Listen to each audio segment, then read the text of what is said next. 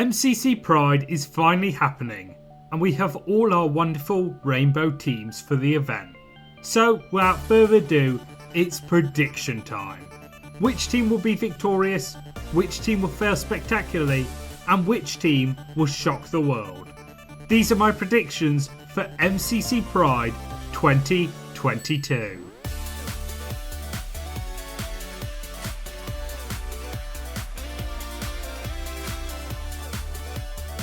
But before we begin, these are just my predictions, so if yours are different to mine, why not leave it in the comments section below, and I'll be looking at the best ones in a future video.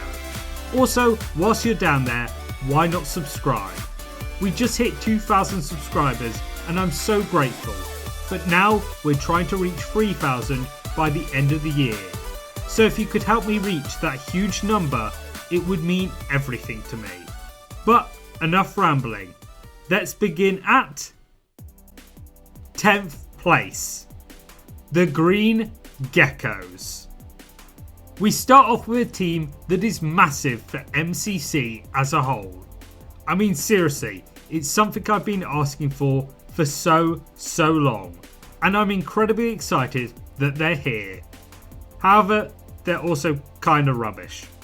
But that doesn't matter, because this team is breathtaking, with Sykkuno and Valkyrae joining up with Ludwig and Laserbeam to form the ultimate clout machine, as this team will bring in a huge number of new viewers to donate to this marvellous cause, as well as I'm sure creating new fans of MCC in the process, allowing the event to go bigger and better in the future, which could mean that legends like PewDiePie and Jacksepticeye join the event soon. So, whilst this team may not be very competitive and will probably end up last place given their lack of past events, they'll definitely be having a wonderful time and will raise so much money, which is exactly what this event is about. So a big welcome to this team, and I hope you do superbly. 9th place, the Blue Bats, or the Sapphire Simmers, because they're back. And I predict that in this event, they'll finally be able to break their 10th place curse. And not only because they have an unexperienced team also playing, but because they have a winner in their ranks finally, with Cryptic Zeus having won in MCC 21. And despite many people claiming it was only because of Sapnap, I for one believe it was because of his incredible training arc that he did during the break. He's also joined by the rest of the beloved Simmers of Vixella, Dr. Glulon and James Turner to hopefully push for 9th place by using their superior knowledge of the games. But perhaps they might even want to go higher and shock everyone in this event. 8th place, the Cyan Coyotes.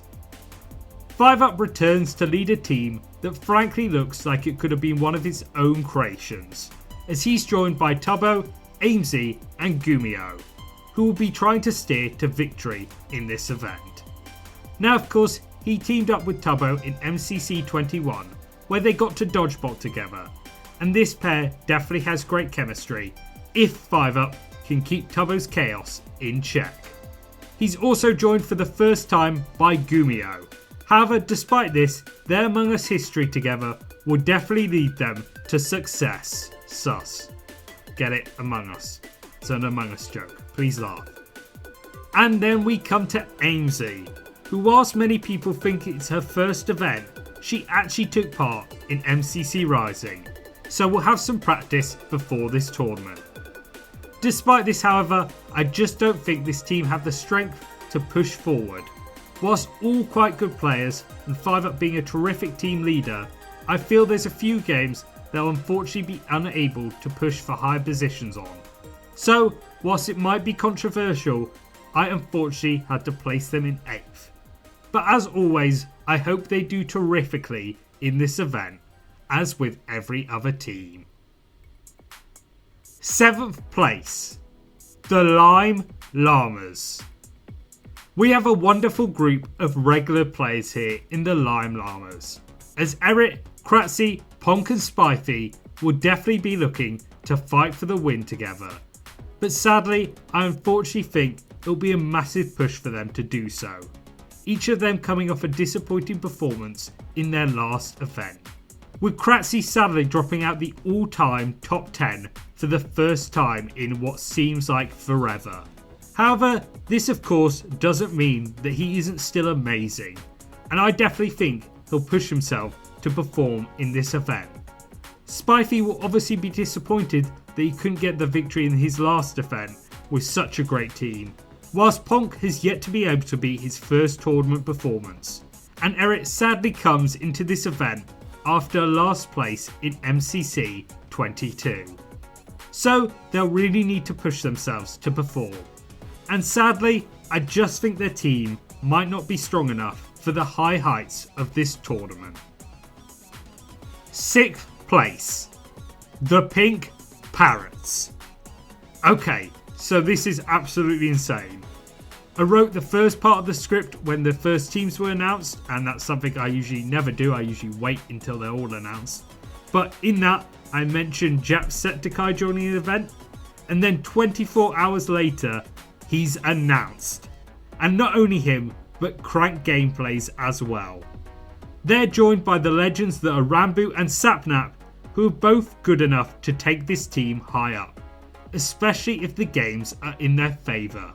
They're both extremely capable of bringing their A game, and I'd love to see more of them in future events as well. It will still be tough for them because of course this is a huge team game and their other teammates are very new. But even so, I think they'll be able to push for 6th and maybe even beyond, given that many of the players are new to the event and will be in a similar boat to Jack and Ethan. 5th place, the Purple Pandas. With yet another wonderful women's team in this tournament, as JoJo Solos will yet again be hoping to continue her insane start to MCC. Although, to be fair, this is her 5th tournament, showing that she's extremely consistent with her brilliance. She's joined by Kara Corvus, who will be boosted on by Captain Sparkle's win last event, as well as the other captain, Puffy, and finally Niachu, who closes off this team. They will definitely be boosted by the fact they are all experienced players in the event, when a lot of the teams don't have that game knowledge, as well as the fact they have JoJo. So, you know, that helps. 4th place, the Aqua Axolotls. Okay, so hear me out. These are my dark horses for the event. We start off with Tapel, who is a brilliant player who's definitely going to do well within this tournament, using both his movement and PvP skills. And he's joined by another sensational player in Antfrost, who's playing in Aqua for the 6th time in a row, as promised by Smager. So I guess you can call him Aquafrost. But anyway, he's also brilliant, and together these two will be able to push forward and do marvellously, as long as they're not distracted by Antfrost's boyfriend, Velvet, who's already put out some questionable tweets after his announcement in the event, as always. But as well as these, we have last year's winner, Gizzygazer, who'll be hoping to once again repeat this feat, and is definitely one to watch out for in this event, as well as the whole team, as I believe they have the potential to reach Dodgeball if things go the right way for them. 3rd place, the Yellow Yaks. Smager finally reunites with Shovel once again in this awesome Pride team, as they're joined by 2 wonderful and newly crowned hermits of Grian and Gemini Tay, for a team full of past winners.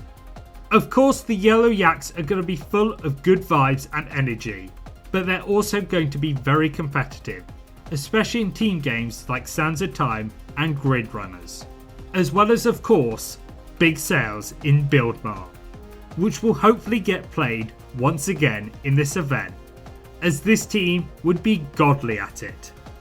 Altogether, whilst I kinda don't expect them to push for the win, I do think our Yaks will be a wonderful watch, and could definitely potentially reach for Dodgeball, with some fantastic teamwork and maybe a bit of good luck when it comes to the games chosen.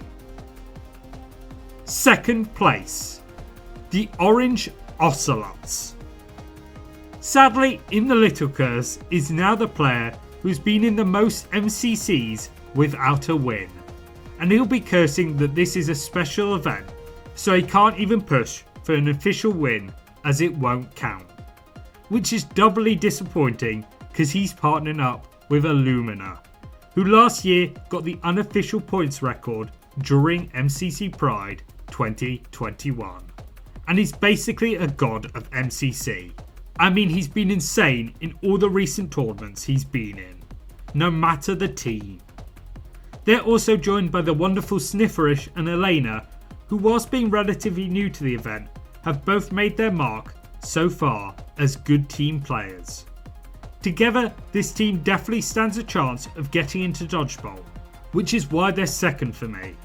They have the firepower, but it would be all about using their game knowledge and working together to get them across the line. But of course, if they make it into Dodgeball, that means they'll be facing first place, the Red Rabbits. I made the mistake last time of doubting Dream, so I'm not doing it again. He literally got within one round of Dodgeball and winning in the last MCC. So whilst Kara for Carl and Sam for Foolish might be a tiny bit of a downgrade, please don't kill me in the comments, I still think this team is destined to get into Dodgeball, with George and Dream's chemistry coming through massively in the last tournament, with them both coming in the top 10. So if they can repeat this with Carl and Foolish, they have a massive chance of winning. Which of course they can. Dream and George have won with Carl before and have great chemistry with Foolish as well. Of course, the threat of having to play Dodgeball still looms over them, and they definitely had to pull it from the depths last event after a few weaker earlier rounds.